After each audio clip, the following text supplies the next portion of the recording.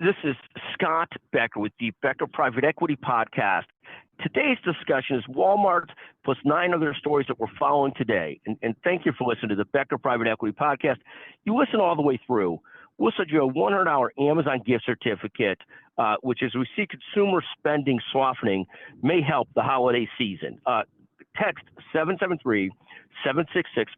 You have to listen all the way through. You have to promise me you did. And then you got to be the first person to text, and you can't be someone that's claimed the gift certificate recently. Thank you for listening. So here's today's lineup of stories. Walmart dropped nearly 8% yesterday, even after a great quarter, and even after projecting fairly good forecasts going forward, but not as good as the market expected. We're seeing, and they pointed to, increased concerns that consumer spending is starting to slow. Second, Walmart remains the largest company in the U.S. by revenues. It's followed by number 2, Amazon, number 3, ExxonMobil, number 4, Apple, number 5, United Health Group, and number 6, CVS. Third, the markets continue to perform pretty well based on softer inflation numbers and softer hiring numbers. Futures are about even today, or the market's about even or flat this morning. But overall, the markets have been just surged the last couple of weeks on softer inflation and softer hiring. The fourth story we're following them this morning, Macy's jumped 5% yesterday. It seems that it's been a long time since Macy's had good news, so kudos to them. Fifth, another company where it seems like it's been forever since they've had good news is the Gap.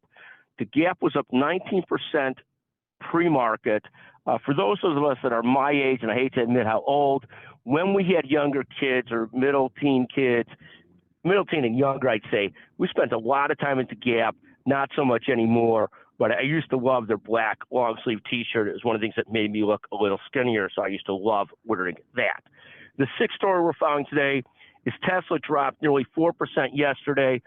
We did a separate podcast about leaders, and most leaders, in my opinion, are flawed, authentic, and ridiculous, and hopefully not too ridiculous, but hopefully they're self-aware and hopefully the flaws aren't too big.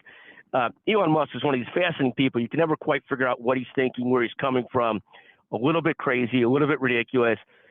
You know, he made a tweet yesterday that was lambasted for sort of complimenting or following up on an anti-Semitic tweet.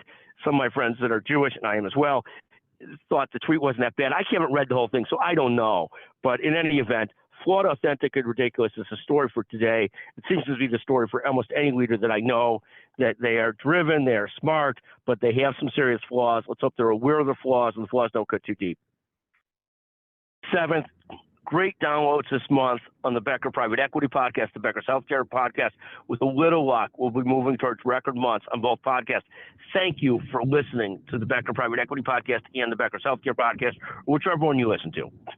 Eighth, oil has dropped down to $73 a barrel. On the segue to that, let's hope this hurts a little bit Iran's ability to keep on funding terrorism. Their oil revenues went up about $50 billion this past year from $10 billion under the prior administration. That's a disaster for world war chaos. So I hate to see oil prices go down because there's some of our states that do very well in oil, but at the same time it funds, Iran bad. Ninth, Burberry dropped 10% yesterday. I don't know if Burberry is still relevant, but thank you for listening to the podcast and that discussion.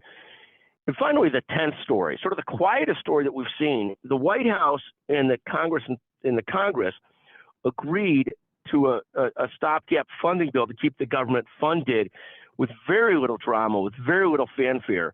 God bless Joe Biden and Michael Johnson to make that happen. And at some point, yes, we've got to get back to deficit fighting. So if we don't fight the deficit, it long term is going to be a complete disaster for the United States of America. Thank you for listening to the Becker Private Equity Podcast. God bless America. Thank you very much. Everybody have a fantastic Thanksgiving. If you don't listen to more of our podcasts between now and Thanksgiving, thank you for listening. And thank you to our producer, Grace Keller, today. Thank you very much.